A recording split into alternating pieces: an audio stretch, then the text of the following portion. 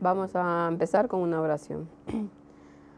Padre nuestro que está en el cielo, Señor, santo, santo, santo y glorificado sea su bendito nombre, Padre.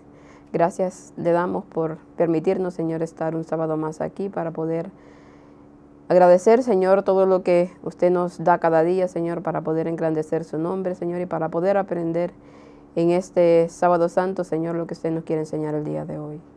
Guarde, Señor, a su pueblo alrededor de toda esta tierra. Ayúdenos, Señor, para poder ser instrumentos verdaderamente suyos, Señor, para que podamos, Señor, con nuestro ejemplo, poder llevar a otras personas hacia la salvación, Señor. Bendiga a todo su pueblo, aquellos que lo están necesitando, Señor, pero sobre todo aquellos que están necesitando la luz de la verdad, Señor, para que este mensaje pueda llegar hacia sus vidas y pueda transformarlas. Gracias por todo lo que nos da cada día. Todo esto lo pedimos en el bendito nombre de su Hijo amado, Cristo Jesús, con perdón de nuestros pecados. Amén. Amén. Feliz Santo Sábado a cada uno de los que estamos aquí y a todos los que nos están viendo por internet y los que nos verán cuando la escuela sabática esté subida. Es la lección ya número 2 de este trimestre. Recordemos que es una lección que va sobre mayordomía cristiana, es un trimestre. Y el título de esta escuela sabática se llama Lo veo, lo quiero, lo tengo. Parece una frase de publicidad, pero bueno, en realidad algo así quisieron darnos a entender en la escuela sabática. Veremos que a lo largo de esta semana, pues iremos un poco hablando acerca de la codicia y la avaricia, que es un mal que se enfrenta hoy en día a la mayor parte de la humanidad. Todos alguna vez pues vemos esta frase, lo veo, lo quiero, lo tengo. Y bueno, ya veremos. Y también, bueno, me voy a enfocar, sí, quisiera hacer todos los días de la escuela sabática, pero hay una cita del principio que me llama mucho la atención, que a lo mejor no me acuerdo si la había leído o no, podría ser que sí, pero me dejó muy impactada y me fui a buscar el resto del escrito en el libro que aparece, que no, bueno, aparece también Consejos sobre Mayordomía Cristiana, pero la sacaron de Testimonios para los Ministros, y ya veremos que realmente lo que dice Elena White allí, aparte de esta cita, es muy fuerte. Pero para empezar, el versículo que nos ponen aquí dice: el que fue sembrado entre espinos, este es el que oye la palabra, pero el afán de este siglo y el engaño de las riquezas ahogan la palabra y se hace infructuosa. Mateo 13:22, acordémonos de la parábola del sembrador, que Cristo va diciendo que fue la semilla sembrada en ciertos lugares, y en este caso la escuela sabática se enfoca en cuando cayó entre pedregales, creo que fue, si no mal no recuerdo. Y que, bueno, la aplicación era que el afán, de las preocupaciones de esta vida, ya sea que si es pobre o si es rico, o si es intermedio entre ambos, siempre hay el afán. Unos por tratar de salir de las deudas y de los problemas financieros, y otros porque quieren tener más.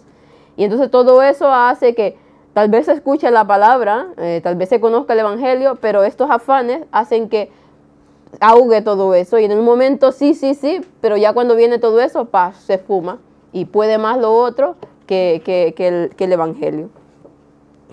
Nos dice aquí: el amor al dinero y las posesiones materiales puede provenir de muchos ángulos diferentes. Elena White describe la maniobra del diablo para atraernos a través de las artimañas del materialismo. Ya la escuela sabática pasada estuvimos hablando mucho acerca del materialismo, que Joseph la presentó, y cómo hoy en día la mayor parte de nuestra sociedad está tan inmiscuida en el afán del materialismo, del querer tener más. Y claro, todo lo que es la televisión, los medios de comunicación, nos influyen mucho a eso. Y hablaba la escuela sabática pasada que los comerciales o todos los anuncios publicitarios van siempre bombardeando y te presentan cosas tan atrayentes y que hace como que tú lo necesitas para que lo compres, y la gente sin darse cuenta va y lo compra, y no es algo que realmente necesite, pero está tan influido por el hipnotismo de las imágenes o de lo que uno escucha, que ya uno se ve envuelto. Sale coche nuevo, sale móvil nuevo, sale todo lo nuevo, pues la mayor parte del mundo lo quiere. Y si nosotros vemos hoy en día, el otro día lo platicaba con Víctor, que la gente, ¿qué le preguntan a la gente que quiere ser millonario, ganarse la lotería? Todo el mundo que le pregunta, ¿qué quiere hacer? Ganarme la lotería. Ganarme la lotería para ser rico y para dejar de trabajar y hacer lo que yo quiero, disfrutar, ¿qué? De la parte material, que al fin y al cabo es lo que la mayor parte del mundo hoy va buscando, el afán de dinero, el afán de poder y el afán de divertirse, porque muchas veces teniendo dinero, pues según las personas creen que se divierten, aunque no sea así realmente.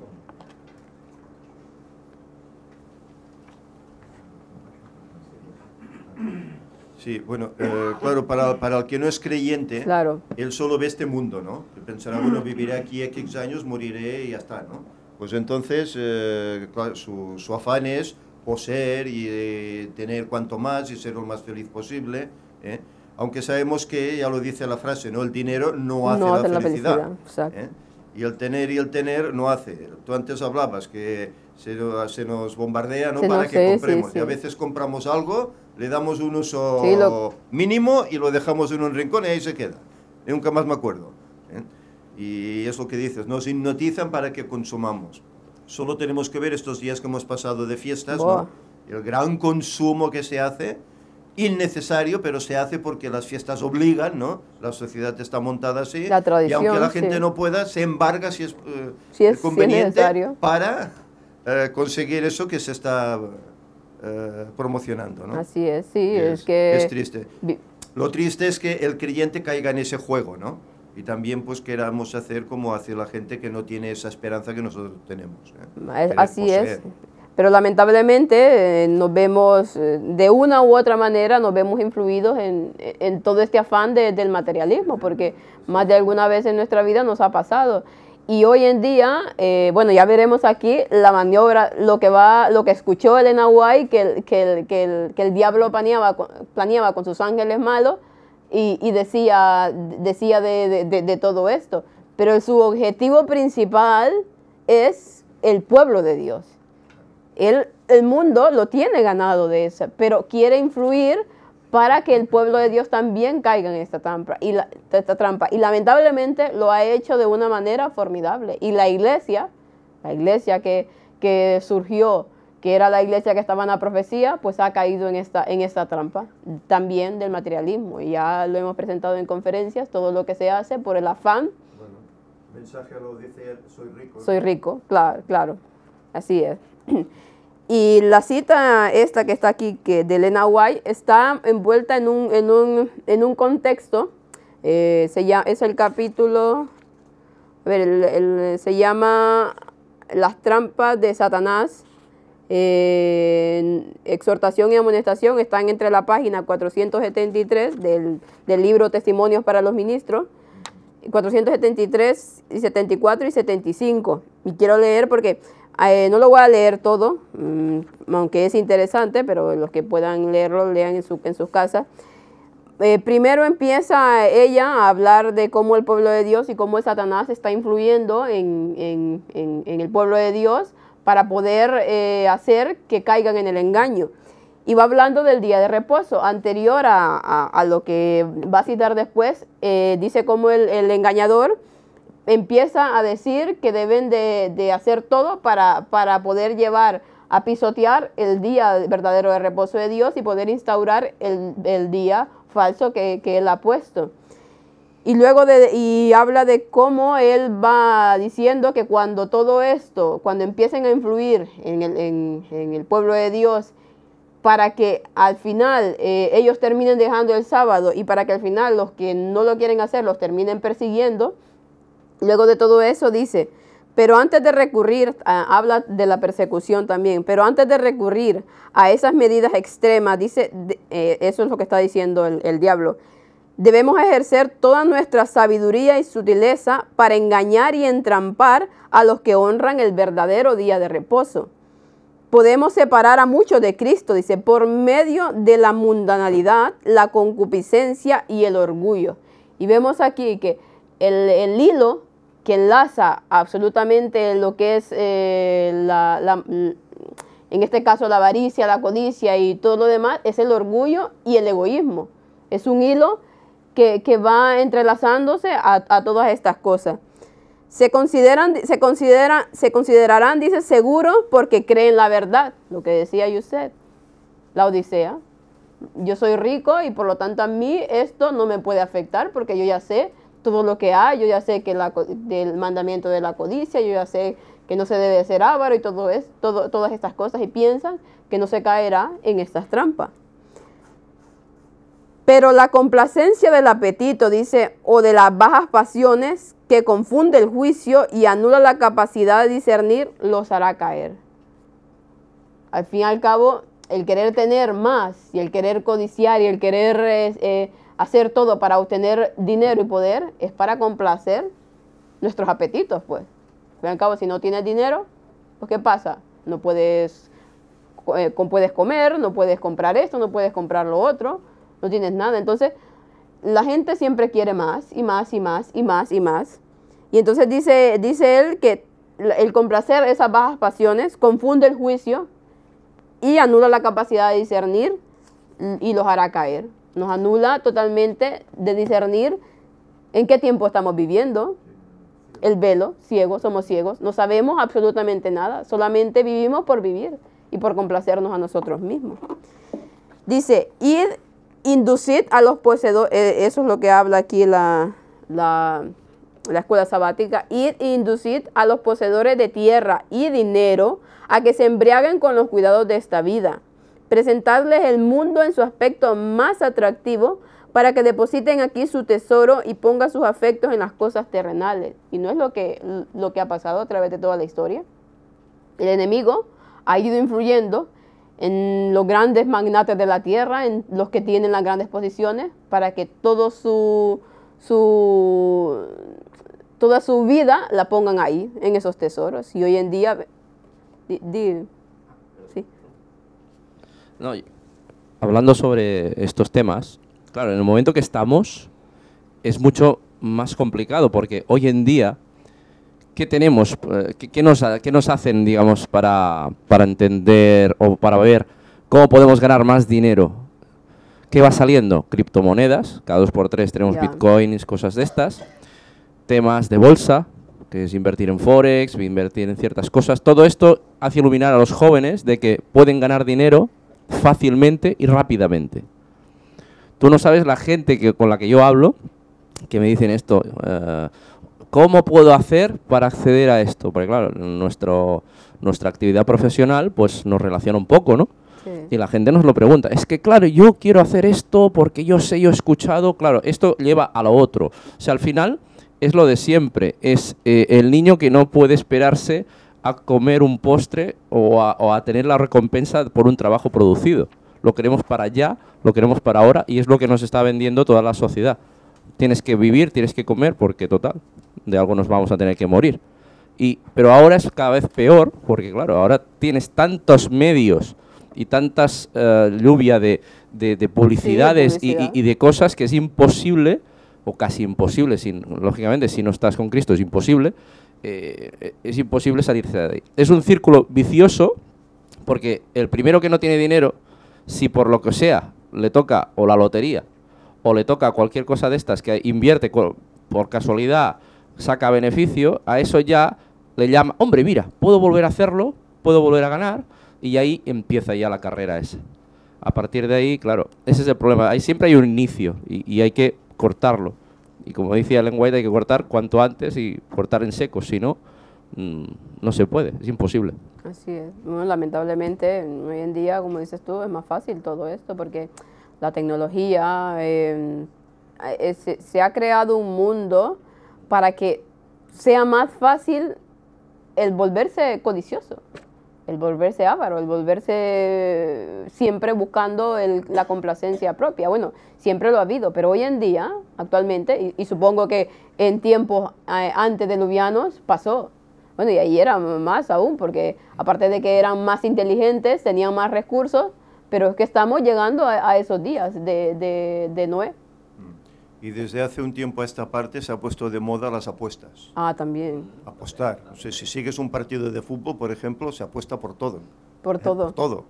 El minuto que se hará el gol, quién lo hará, cómo quedará el equipo, y apuestas, y apuesta, y apuesta. Y no una casa, hay no sé cuántas casas que de apuestas, ¿no? Y la gente, bueno, juega. Cuanto más se anuncia, pues más se juega, ¿no? Claro, claro. Lo malo de todo esto es que pierdes más que ganas. Sí, porque... Por eso el cristiano no debe jugar a juegos de azar. No debe ganarse el pan con el sudor de su frente, tal como está escrito en la palabra de Dios. ¿No? Ni a ir a la especulación también, claro. como la bolsa, y como hoy en día sabemos que la Iglesia Adventista invierte el dinero de los diezmos en ese asunto y otras cosas más, que ya imagino que Víctor presentará en las noticias alguna cosa más acerca de ello. Y la verdad es que es muy triste porque, claro, el diablo ha hecho su juego, y ya lo veremos aquí, porque ha puesto lo que en este caso, bueno, el mundo ya lo sabemos cómo es, y va a buscar, pero la iglesia en sí, la que debería de estar dando el mensaje del tiempo final, pues juega con el dinero de la obra de Dios. Respecto a lo que dices, sí, es triste, pero es lo que es. Esta semana hubo una persona que me pasó un dato directamente de cuando hubo la Conferencia General 2010, donde todos fueron, o todos recibieron un escrito de la propia Conferencia General en el cual decía en qué administraban o invertían el dinero de los diezmos. Y siguen apareciendo datos de los que mostré ya en otros lugares, hablando de Apostasía Omega, como empresas de armamento. Entonces esta persona, yo le dije, porque me envió la copia fotografiada de ese dato, y le dije cómo lo había conseguido, me lo estuvo explicando. Y lo peor es que hace 3 meses dice que estuvo hablando precisamente con el tesorero y no recuerdo quién más, todos de la Conferencia General parece ser, y él preguntó si esto se seguía invirtiendo así, y le confirmaron que sí, y que se invierte en fábrica de armamento, entre otras cosas, por supuesto, porque cuando ves los datos, en fin, es deplorable, pero es lo que hay. Entonces, es triste, la mayor parte de feligreses ni se plantean eso, no lo saben, y lo más triste es que lo sepan los dirigentes y se queden tan anchos. O sea, es que eso es una vergüenza absoluta, y desde luego Dios les tiene que meter mano sí o sí, porque se creen que así llegarán hasta el final y podrán ser salvos. ¿De verdad piensan eso? Y malbaratando el dinero de la pobre gente que da sus diezmos como puede para que se invierta en bolsa en vez de invertirlo en hacer la obra de Dios, es una vergüenza, y desde luego Dios no va a quedar indiferente ante eso. Claro, pero Dios pide responsabilidad a cada miembro, y la gente que da debe saber qué está haciéndose con ese dinero. Es muy triste, pero es lo que hay. Lo más grave es que, claro, se está invirtiendo en armamento que se utiliza ¿para qué? Para guerras, siendo culpable de la muerte de un montón de personas. Y la gente que algunos que no lo saben, porque sí, en la mayor parte de feligreses no saben en lo que son aplicados los diezmos. Están siendo culpables inconscientemente de esas muertes. Claro, los más culpables son los que conscientemente lo hacen. Pero hay personas que se enteran de todo esto y aún así sigue sin importarles dónde van los diezmos. Y esto es lo mismo que está haciendo la Iglesia Popular, ¿no? La Iglesia Católica. Claro, es que la hija de Babilonia. Que si la Iglesia Adventista está obrando igual, pues entonces ¿en qué se ha convertido? Babilonia. Si no es Babilonia, es prima hermana o esposa o como queramos llamar. Es casi lo mismo. Así es muy triste, pero es donde la codicia ha llevado a esto. A ya no discernir absolutamente nada de lo que se hace, sino que nublados completamente pensando que así se están haciendo las cosas. Y yo no sé bien, porque es que por donde le mires no puede verse que es algo que se está haciendo bien, pero el enemigo los tiene tan cegados que ya no les importa lo que hacen o dejan de hacer con el dinero. Sigamos, dice, debemos hacer todo lo posible para impedir que los que trabajan en la causa de Dios tengan medios que puedan usar contra nosotros. Y ahí va el enemigo, el gran engaño. Debemos de hacer, dice, impedir que los que tienen los medios impedir, dice aquí, a ver, que los que trabajan en la causa de Dios tengan esos medios para poder llevar adelante la obra de Dios.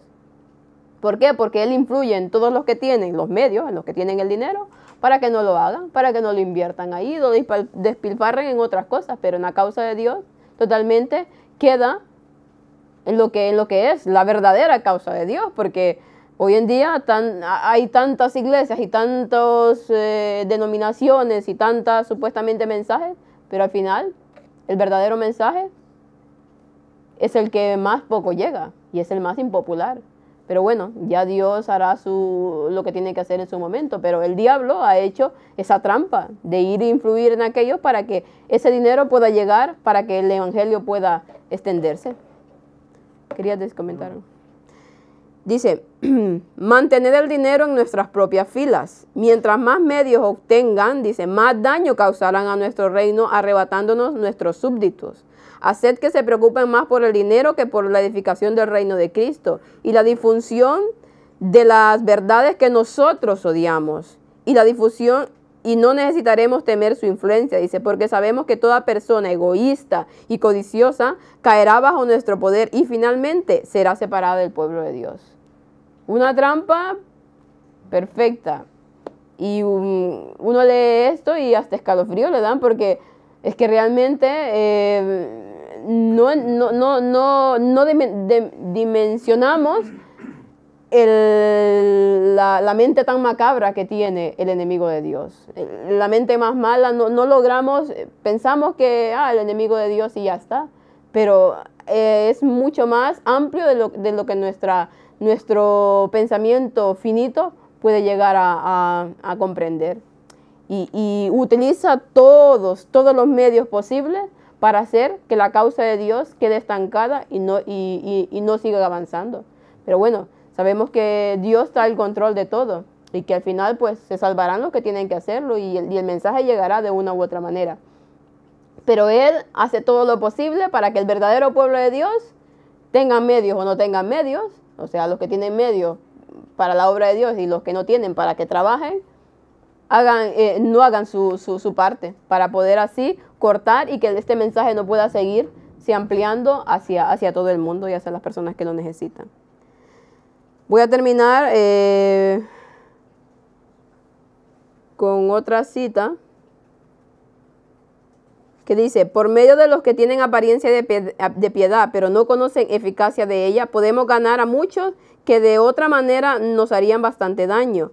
Los que aman los deleites más que a Dios serán nuestros colaboradores más eficaces. Los que pertenecen a esta clase de gente, si son capaces e inteligentes, servirán de cebo, dice, para atraer a otros a nuestras trampas. Muchos no tendrán temor de su influencia, puesto que profesan la misma fe.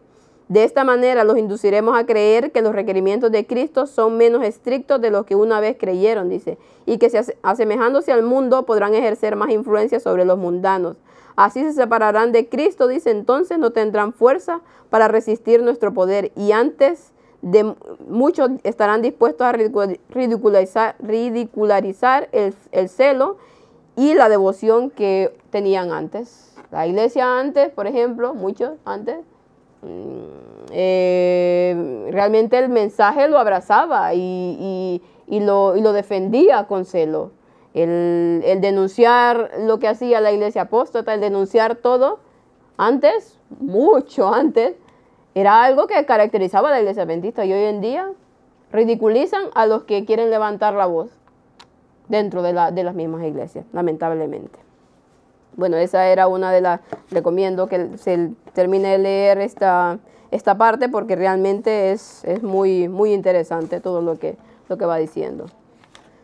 Vamos a la parte de, ya la tengo confundida aquí.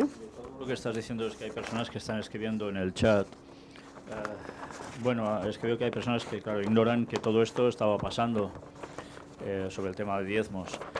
Pues ya lo digo abiertamente desde aquí. Mirad los temas que presentamos en París sobre apostasía omega y también los que estuve presentando, si no recuerdo mal, en Estados Unidos, donde aún se dan datos adicionales. Allí vais a poder comprobar dónde invierte el dinero la Iglesia, por desgracia.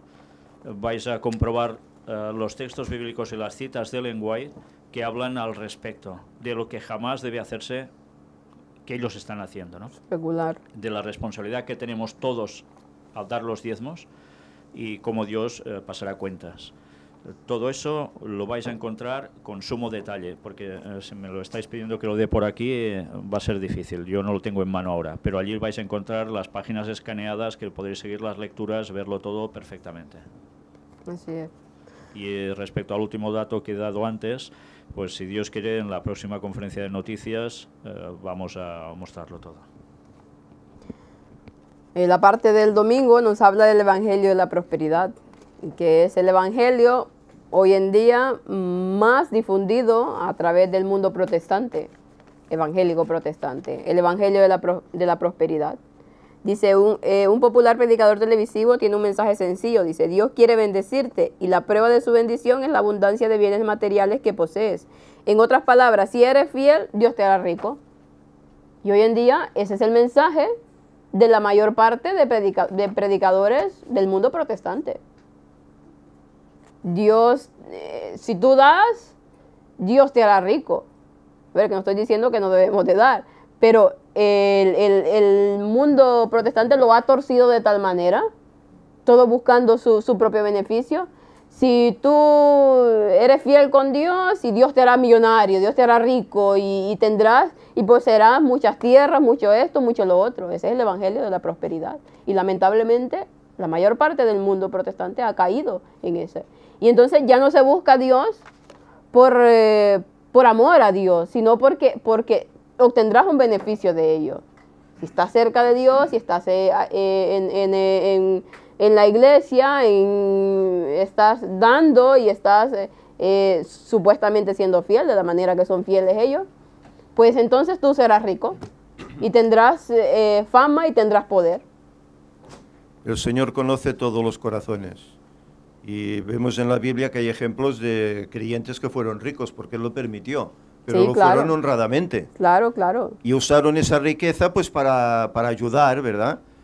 Pero no esperemos que por ser creyentes el Señor nos haga ricos a todos, porque a lo mejor siendo pobres seguirás en el camino. Y una vez rico, que Ya tienes no. el mundo a tus pies, te olvidarás del Señor y perderás tu salvación. Él lo sabe esto. Por eso no es garantía el decir, si tienes muchos que el Señor te ha bendecido. No. No. Puedo tener poco y estar en bendición. Porque estás en los caminos del Señor y no te falta nada, ¿eh? Vas comiendo, vas haciendo, ya está. ¿Para qué quieres luchar más? Si el Señor no lo ha escrito, no lo ha determinado así. Por Claro. tanto, es un engaño esto. Es lo que nos quiere vender hoy en día el Evangelio de la Prosperidad. No, ayer precisamente leía en el comentario bíblico adventista también un pasaje de las mujeres judías cuando no podían tener hijos, también consideraban que era por culpa suya, ¿no? Porque algo habían hecho mal, no simplemente por una, pues, en fin, que se atribuían la culpa a sí mismas, ¿no? Un poco es el inverso de lo que se predica aquí, ¿no? De que si tú das mucho, pues tendrás mucho, Dios te o sea que, en fin, es al revés, ¿no? Así es, así es. Y bueno, como decía Josep, el hecho de que se sea rico o no, no es garantía de nada, de absolutamente nada. Y, claro, sin embargo, hay personas que tienen mucho dinero y que son personas buenas y que son personas fieles y que Dios los ha bendecido, mira, porque Dios conoce su corazón y Dios sabe que esta persona no se desviará por el dinero. Pero eso suelen ser pocos. Muy pocos, Por eso Cristo lamentablemente. dice, o Él dejó escrito, cuán difícil es que un rico entre en el reino de los cielos. ¿Cuál cita? De Testimonios para los Ministros, página 473. La cita que he leído antes está en Testimonios para los Ministros, en el libro, página 472 al 74, pienso, más o menos por ahí. Sí, lamentablemente es eso. ¿Cuál es el mensaje que nos venden estas denominaciones? Dice, ¿quieres ser materialista y sentirte bien? Bueno, tenemos el Evangelio para ti. ¿Quieres tener dinero y sentirte bien con Dios? Porque, claro, muchos, hablado del mundo cristiano, ¿verdad? Del mundo de los que creen en Dios, quieren ser ricos, pero también quieren sentirse bien con Dios, porque si no, la conciencia los acusa. Entonces, claro, el evangelio de la prosperidad es el perfecto para este tipo de personas.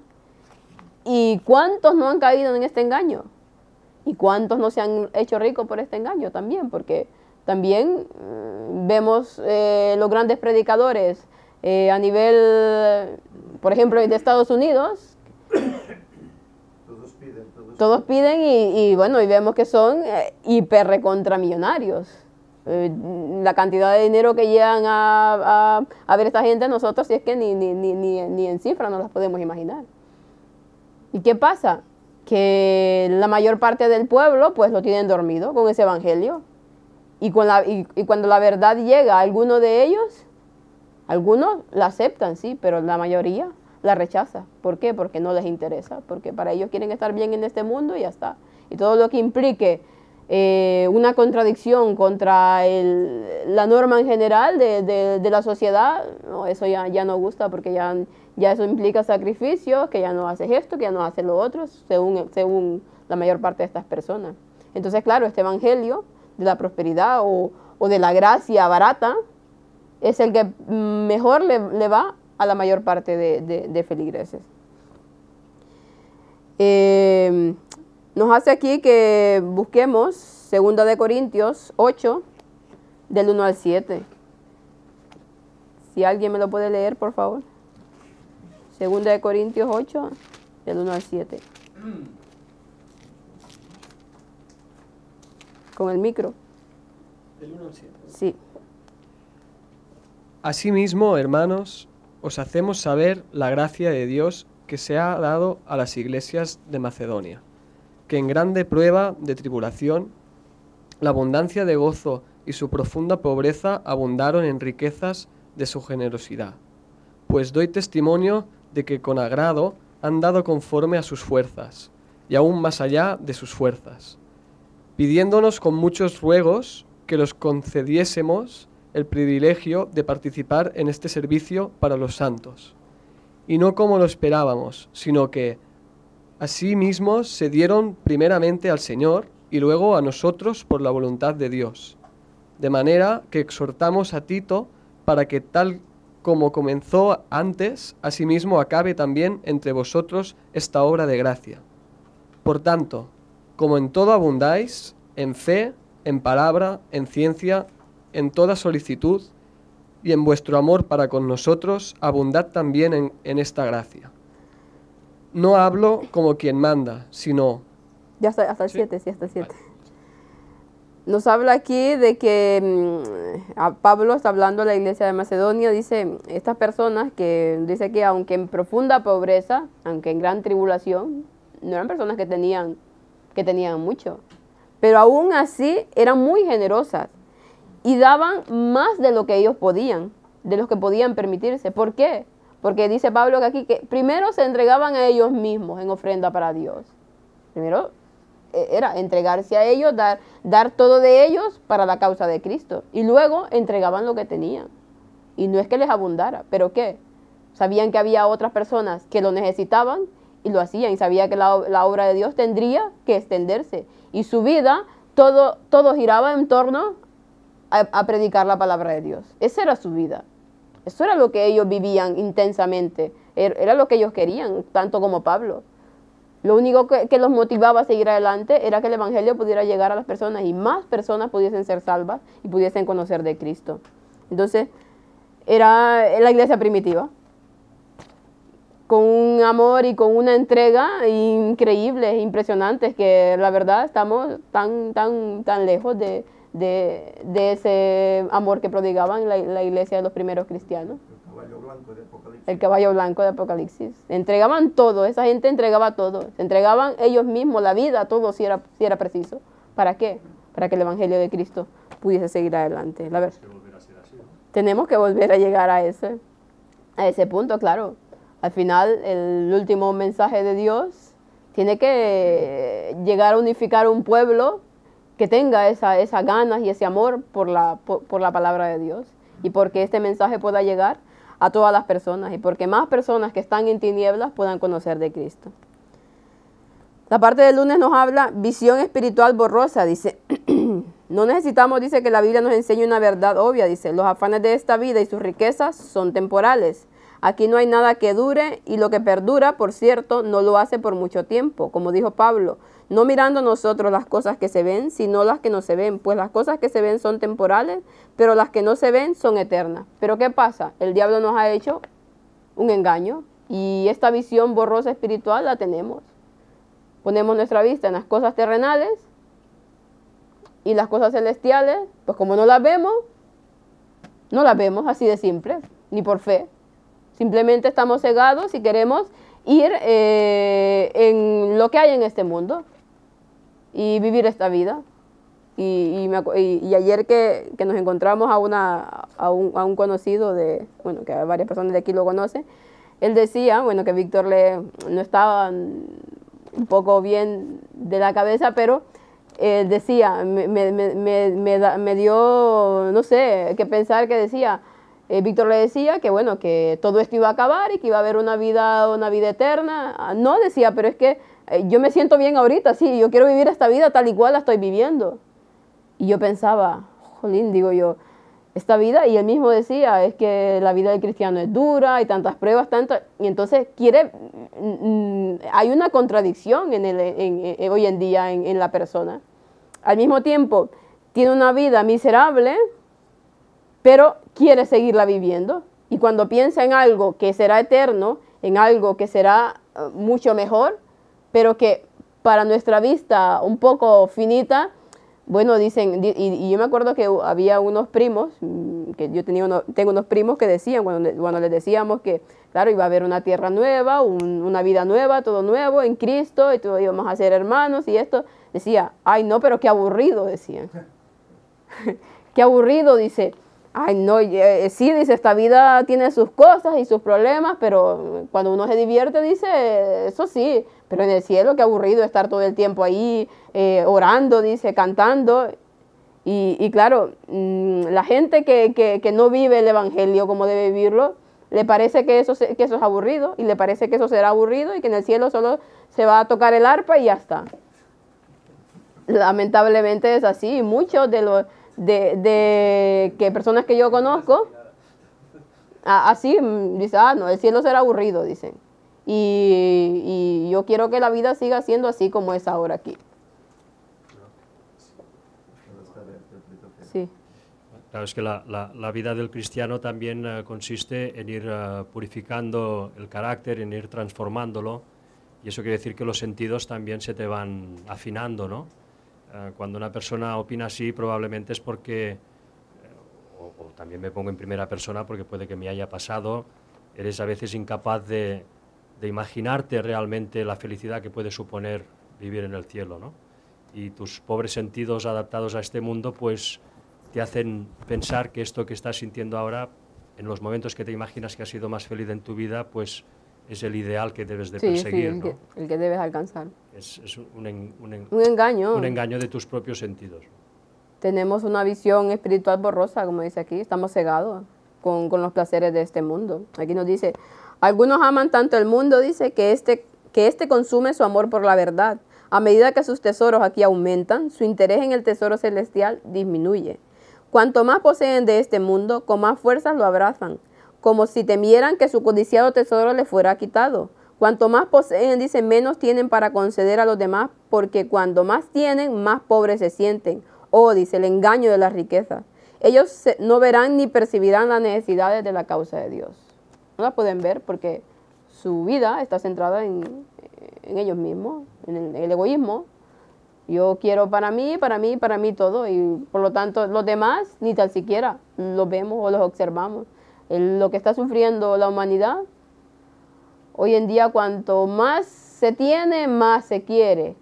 Y en el caso de cuanto menos se tiene, pues toda esa pobreza ahoga todos nuestros pensamientos y estamos preocupados por tratar de salir adelante, que no se ve la parte espiritual. Si es que hay los dos extremos también. Tanto, como decía Salomón, Señor, no me des tanto que me olvide de ti, ni tampoco que reniegue de ti. Entonces, claro, Debemos de vivir, claro, hay unas personas que tendrán más o que tendrán menos, pero nuestra visión siempre debe de ser el cielo. Ese debe de ser siempre nuestro ideal. No sé si alguien quiere comentar más acerca de esta parte, para que sigamos a la parte del martes, que nos dice los pasos de la codicia. Como todos los pecados, dice, la codicia comienza, ¿dónde? En el corazón, dice. Empieza dentro de nosotros y luego trabaja hacia afuera. Y esto es lo que pasó en el Edén. Y es que el diablo no hace nada nuevo. Todo lo que ha hecho viene de ahí, de cuando se rebeló en el cielo. ¿Qué hizo? ¿Qué codició? El trono de Dios. Codició ser igual a Dios cuando no le correspondía. Cuando sabía que había un orden en el cielo. Entonces él codició ser, se veía tan esplendoroso, tan bello, tan todo y tan inteligente que, hombre, ¿y por qué si soy así no puedo ser igual a Dios? No puedo estar en su trono. Y empezó ahí el egoísmo, el orgullo, la codicia, empezó en su corazón. Y a partir de ahí, como ha empezado, como decía aquí el libro, todo eso lo ha transmitido, bueno, no lo leí esa cita, pero dice, todo eso lo ha transmitido a través de toda la humanidad. Y aquí nos hace que leamos Génesis 1 del 1 al 6, del 3 del 1 al 6, cuando dice, y vio la mujer que el árbol era bueno para comer, y que era agradable a los ojos, y árbol codiciable para alcanzar la sabiduría, y tomó de su fruto, comió, y dio también a su marido, dice, el cual comió así con ella. ¿Y qué hizo? Era como un anuncio publicitario, como lo dice aquí. Estaba el árbol, les habían dicho que no comieran de ese árbol, que no se lo contemplaran, y ella, pues claro, se había quedado sola. Ella empezó a ver la fruta, que yo no me imagino cómo ha de haber sido hermosa, porque hipnótica totalmente. Bueno, claro, el enemigo estaba ahí, la serpiente había estado en ese estado hipnótico, y empezó ¿a qué? A codiciarla y a verla de una manera que ya cayó. Es que desde que empezó a contemplarla y a verla, ya empezó a caer con el engaño. Y entonces desde ahí viene todo de la codicia. Empezamos a ver cosas y a codiciarlas. Y nuestra mente ya se va completamente a ese. Y no solamente quiere decir de cosas materiales, Podemos codiciar, bueno, la codicia tiene un abanico de cosas impresionantes. ¿Qué podemos codiciar más? Que los bienes materiales, personas, situaciones, yo qué sé, hay tanto que conocimiento también. Bueno, Eva, ¿qué codició ahí? Un conocimiento. Ser como Dios, un conocedor entre el bien y el mal, tendré más sabiduría, sabré más cosas. Empezó a codiciar el conocimiento y empezó a ver que empezó a dudar de Dios en ese momento. Entonces, cuando la codicia entra en nosotros, empezamos a dudar de muchas cosas. ¿Por qué? Porque nuestro afán de querer nos hace llevar hasta ese punto. Dice aquí, el diablo, dice, presentó el fruto del árbol prohibido de tal modo que generó en Eva el deseo de querer más de lo que ya tenía. Y vemos que, ¿qué es lo que no tenía Eva? Si lo tenía todo, absolutamente todo. Pero claro, el diablo fue con su poder hipnótico y la engañó.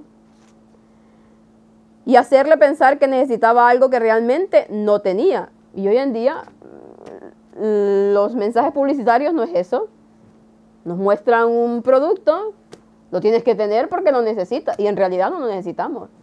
Pero nos hipnotiza tanto, nos va bombardeando tanto, que al final pues tú lo terminas comprando. Y ya realmente, como dice Yusef, ya después lo tienes unos días y ya después ya no lo quieres porque realmente no lo necesitabas. Qué brillante, dice, su caída es una demostración de los 3 pasos que cada uno de nosotros da cuando caemos en la avaricia. Lo veo, lo quiero, lo tengo. Y imaginémonos que lo que hizo el enemigo con una persona, con un humano que acababa de salir de las manos de Dios, que tenía todo, absolutamente todo, todas sus capacidades, su mente en condiciones, y la hizo caer. Y nosotros, ahora, con 6.000 años de pecado, es que ¿cómo no nos hace caer? Más degenerados, con menos capacidad, con menos todo.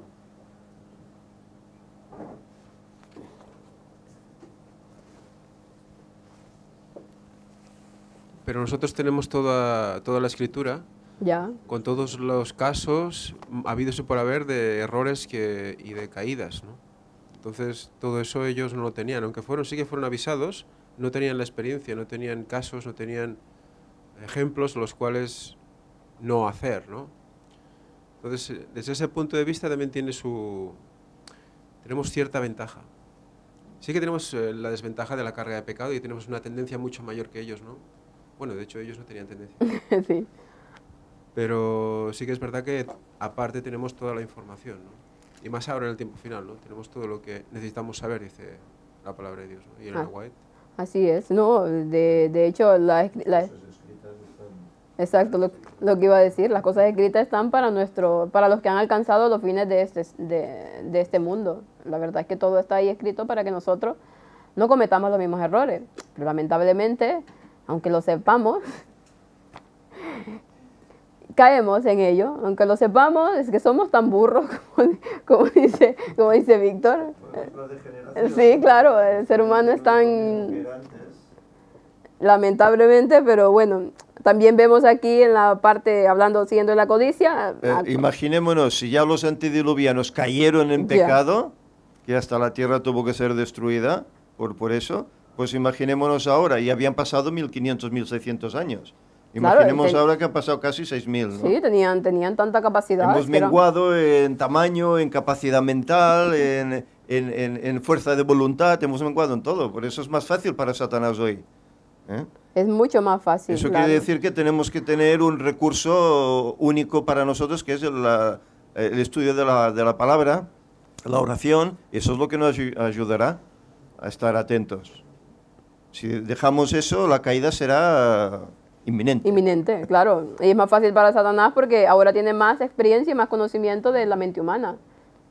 Lo ha venido estudiando a través de ¿cuántos años? Casi 6.000 años de pecado. Tiene un conocimiento y nos conoce nos conoce mejor que nosotros mismos. Es que es lamentable, pero es que es así. No, pero bueno, lo interesante de todo esto es que conforme va pasando el tiempo, uno aumenta, o sea, el poder de Satanás en las personas es mayor, pero a la vez el conocimiento es mayor. Es más, sí, claro. Entonces, donde abundó el pecado, sobreabundó la gracia. Siempre hay un punto más de Dios.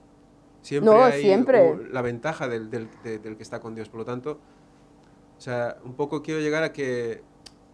Me cuesta decir esto, ¿no? Pero no tenemos excusa, ¿no? No, excusa en ningún momento. No tenemos excusa. Entonces, si nosotros dejamos de buscar al Señor estudiando y orando, etcétera, etcétera, pues no vamos a poder seguir el ritmo, ¿no?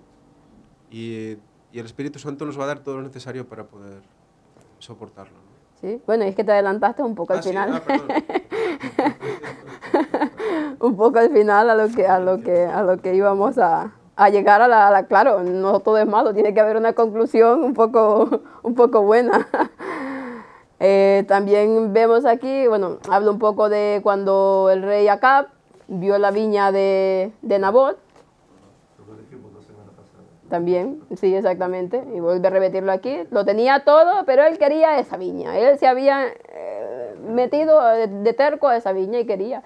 Y llegó hasta el punto de ponerse tan triste que no le importaba nada, porque él lo que quería, y como no se la querían dar, como un crío mal educado, como un crío egoísta. Quería, lo quiero, y yo lo quiero. Y pataletas y todo lo que pueda haber, hasta que al final mataron al pobre Nabot y ya obtuvo lo que quería. Qué triste, porque no es ese caso, pero hay casos similares hoy en día. Y luego seguro que la dejó ahí. Sí, seguro, ya obtuvo lo que quería y ya después ya se queda. La codicia dice, hacer las cosas a tu manera. Vamos a leer Isaías 56, si alguien me lo puede leer. Isaías 56, 11.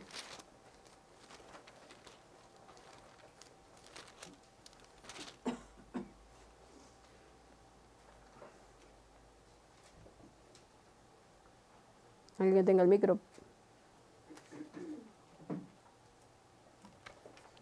Y esos perros comilones son insaciables. Y esos mismos son pastores que no saben entender. Todos ellos siguen sus propios caminos, cada uno busca su propio provecho, cada uno por su lado.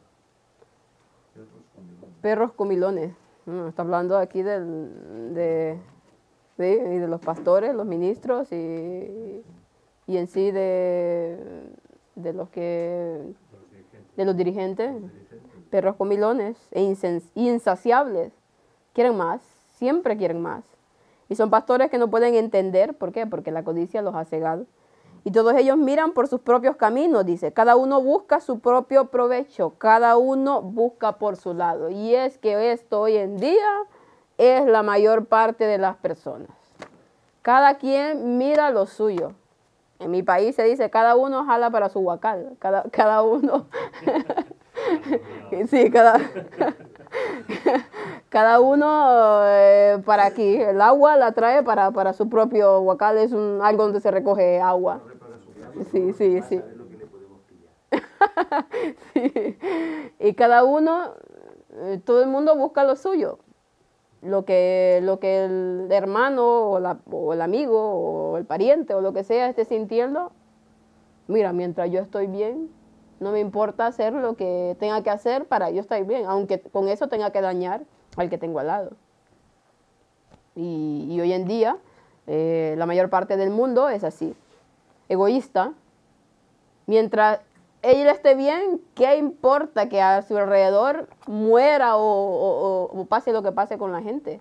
Entonces la codicia de hacer, y también nosotros, a veces queremos hacer las cosas a nuestra manera. Y yo lo había relacionado así como estar. A veces... tal vez Dios nos dice, espera, o mira, ora, sigue este camino, pero no, yo quiero hacer las cosas a mi manera, yo quiero eso ahora, en el instante y ya está. Y nos vamos por caminos equivocados. Y hasta cuando ya no nos pasa lo que nos pasa, nos damos cuenta de que esa decisión ha sido totalmente errónea. Entonces la codicia de hacer las cosas a nuestra manera, de seguir nuestros propios caminos, de no buscar la dirección de Dios, de no buscar en su palabra. ¿Por qué? Porque estamos tan afanados de querer que las cosas pasen ya, que no damos lugar a lo que Dios nos puede decir, tal vez no era lo que realmente necesitamos. Nos habla también de Judas, ¿qué es lo que lo hizo llevar a entregar a su Señor? A traicionarlo. La avaricia, la codicia. Y no era que él cuando lo entregó, que dice aquí, ¿qué me queréis dar y yo os lo entregaré? No era por esas 30 monedas de plata, en realidad lo que él iba buscando más allá. Si leemos el deseado de toda la gente, y bueno, y la Biblia misma, vemos que su interés estaba en que Cristo llegara a ser ese rey. ¿Para qué? Yo era el tesorero. Van a venir muchas donaciones y muchas cosas, y mira, de ahí ya robaba. En lo que poco que le daban, él ya sustraía, ya robaba. Entonces, claro, ya al mirar a Jesús, siendo como el rey de los judíos, como el libertador, dice, le van a venir todas las posibles ganancias y yo ahí estaré. ¿Para qué? Para hacerme rico. Y esa era la motivación de Judas en realidad. La avaricia lo llegó a dominar tanto que no vio la barbaridad que estaba haciendo en ese momento. Nos dice aquí, cuán tiernamente obró el Salvador con aquel que habría de entregarlo. En sus enseñanzas, Jesús se espaciaba en los principios de la benevolencia, que herían la misma raíz de la avaricia. Presentó ante Judas el odioso carácter de la codicia, y más de una vez, el discípulo se dio cuenta que su carácter había sido pintado y su pecado señalado, pero no quería confesar ni abandonar su injusticia. Y es que en Cristo era totalmente lo opuesto a la codicia. Y Judas diariamente se relacionaba con Cristo, andaba con él y miraba la benevolencia y el carácter generoso de Jesús, que lo entregaba todo, aún su propia vida, por los demás. Y lo veía, y lo veía. Y entonces, claro, además de alguna vez, como dice aquí, se tuvo que dar cuenta de que todo lo que Cristo estaba haciendo era lo opuesto a lo que él estaba queriendo hacer. Pero Su afán por las riquezas le pudo más. Su codicia fue más fuerte que el amor que pudo llegar a tener a Jesús.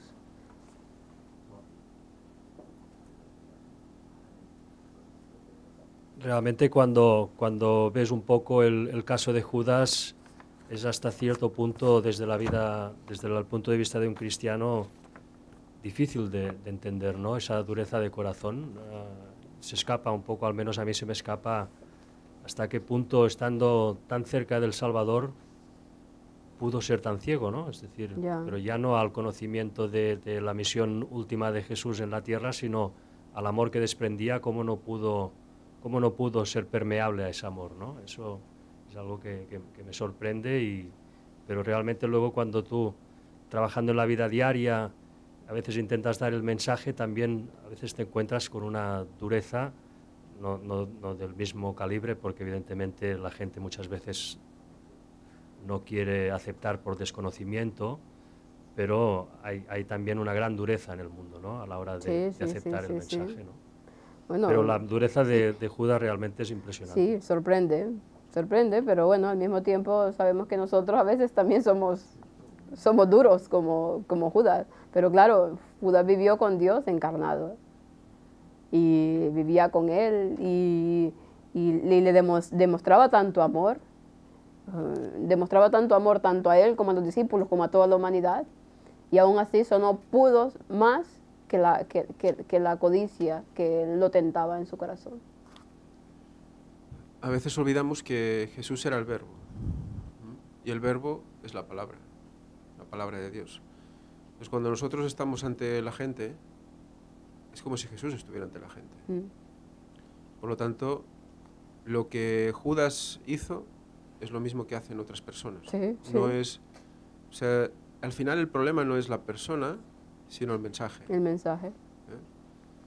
Y el mensaje es el que pone el hacha al pie del árbol, ¿no? Evidentemente la persona tiene que ser consecuente con lo que dice, ¿no? Y representar a Jesús, ¿no?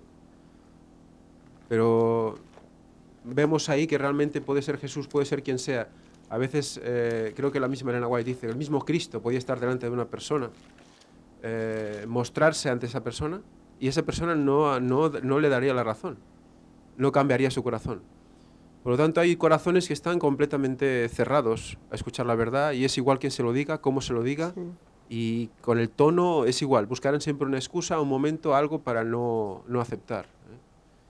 Y eso, pues, solo la oración y lo que puedan ellos responder al Espíritu Santo es lo que va a funcionar, nada más. Tú has hecho tu parte y al final todo le queda al Espíritu Santo, el trabajo con esa persona, ¿no? Y solo te queda orar por ellos para que los ángeles hagan lo que puedan también y ya está. Es así. Sí, lamentablemente nosotros no podemos cambiar los corazones de las personas. Lo único que puede hacer es el Espíritu Santo. Y nosotros, claro, aunque a veces quisiéramos cambiar a las personas, claro, porque mira, hay situaciones muy difíciles. Por ejemplo, hay parejas, por ejemplo, que uno sigue la verdad y el otro no lo sigue. Y qué difícil es para el que lo sigue que el otro esté tan cerrado. Pero ¿qué puede hacer? Aunque le duela, aunque sea algo complicado, muy duro de asimilar, no lo puede obligar. Él tiene que seguir su camino y tiene que, por iniciativa propia, llegar a los pies de Cristo. Entonces, por más que tú hagas lo que hagas, no podrás cambiar jamás a una persona. Solamente el Espíritu Santo, si la persona se lo permite, porque, claro, no todos lo permiten, no todos quieren cambiar. ¿Por qué? Porque no todo el mundo quiere dejar las comodidades de esta vida, aunque no las tenga, aunque sean solo una utopía, sí. Porque ¿quién no tiene problemas hoy en día? El rico porque tiene mucho, el pobre porque no tiene nada, bueno, hay tantas variantes hoy, pero ¿quién tiene realmente la felicidad? Si la felicidad solo se encuentra en Cristo Jesús, si la felicidad solo se encuentra en hacer la voluntad de Dios, entonces cuando no se tiene esto, podrás tener momentos efímeros de felicidad, pero se irán, así como vienen, se irán, y volverás a estar sumido en la amargura de lo que te queda la vida cuando realmente no estás centrada en lo que tiene que hacer. Y la parte del jueves, en la parte final, y hablábamos del autocontrol, que al final todo viene a parar a que en Cristo somos más que vencedores. Lo que decía Ángel, claro, excusa no tenemos. Por mucho que tengamos tantos años de pecado, no hay excusas, porque Cristo ya vino a morir y ya vino a enseñarnos que podemos llegar a ese grado de perfección en nuestra esfera, como lo dice Elena White, así como Dios es perfecto en su esfera. Pero ¿cómo se logra? ¿Cómo se logra ese autocontrol? El dominio propio, si es tan complicado de tenerlo. Lo decía Yusef. Únicamente con oración, únicamente con el estudio de la palabra. Vamos a leer 2 de Pedro, capítulo 1, versículos del 5 al 9, que nos dice: vosotros también, poniendo toda diligencia en esto mismo, añadida a vuestra fe virtud, a la virtud conocimiento, al conocimiento templanza, a la templanza paciencia, a la paciencia piedad, a la piedad amor fraternal, al amor fraternal caridad. Porque si en vosotros hay estas cosas y abundan, no os dejarán estar ociosos ni estériles en cuanto al conocimiento de nuestro Señor Jesucristo. Pero el que no tiene estas cosas tiene la vista muy corta y es ciego, y se ha olvidado de que fue purificado de sus antiguos pecados.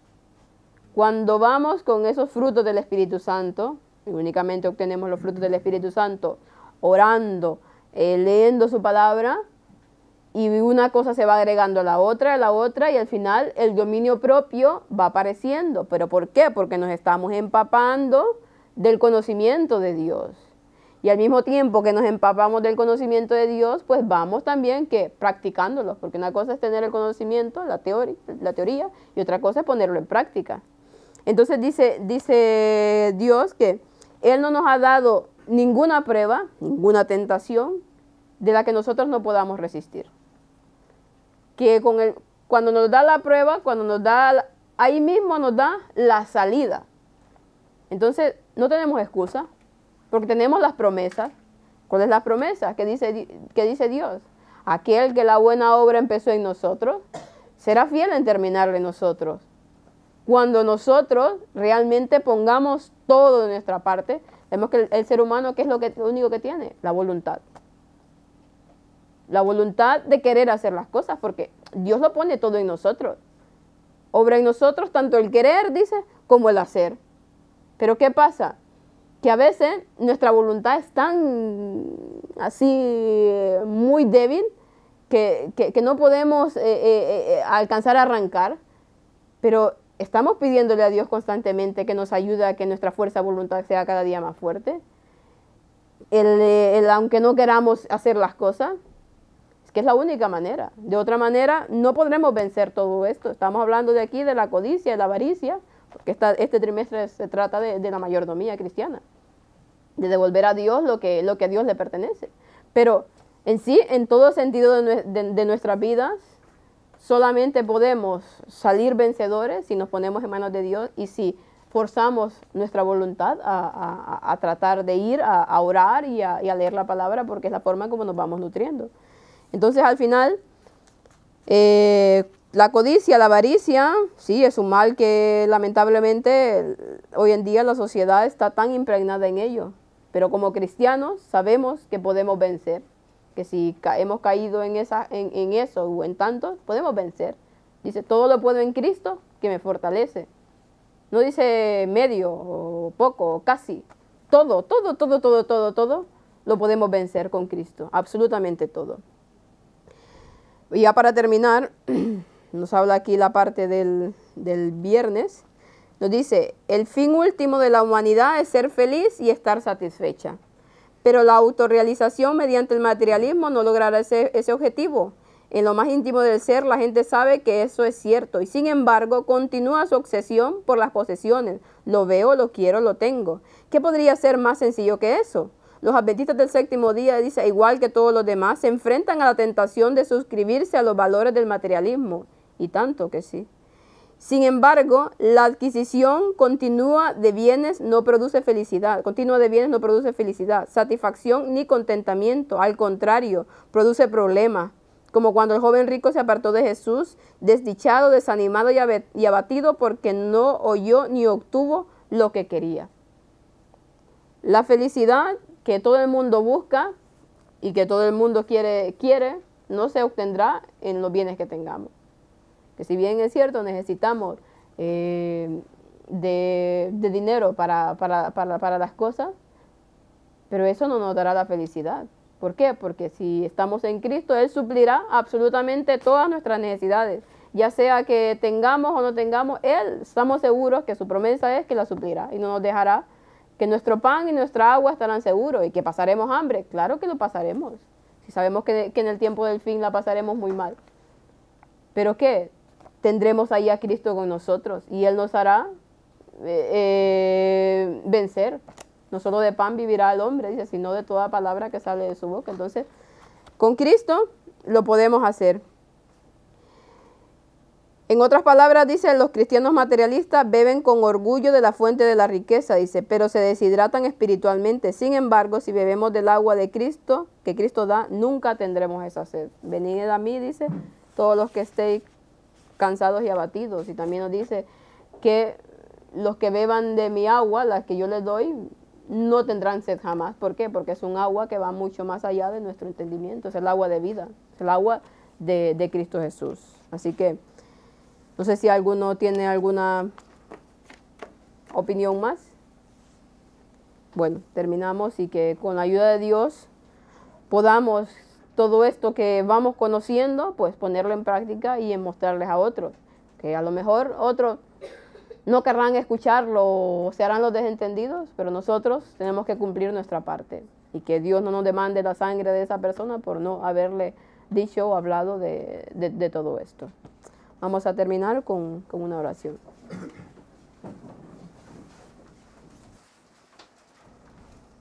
Oremos. Padre nuestro que está en el cielo, Señor, santo, santo, santo, nuevamente sea su nombre. Gracias le damos, Señor, porque en su palabra podemos encontrar tanta verdad, podemos encontrar tanto conocimiento, Señor, pero a la vez podemos encontrar la vida, Señor, que usted nos muestra ahí cómo seguir adelante. Gracias, Señor, porque sabemos que no somos merecedores de su gracia, Señor, mas sin embargo, Cristo hizo los méritos, Señor, para poder obtenerla. Gracias por cada cosa que nos da cada día, Señor. Ayúdenos a tener un corazón agradecido, a ser cada día mejores, Señor, y a tratar de que otras personas puedan ver en nosotros a Cristo reflejado. Quédese con todo su pueblo, Señor, con aquellos que están padeciendo, Señor, dificultades, aquellos que necesitan, Señor, de conocer de su palabra para que el mensaje pueda llegarles. Gracias por todo lo que nos da cada día. Todo esto lo pedimos en el bendito nombre de su Hijo amado, Cristo Jesús, con perdón de nuestros pecados. Amén.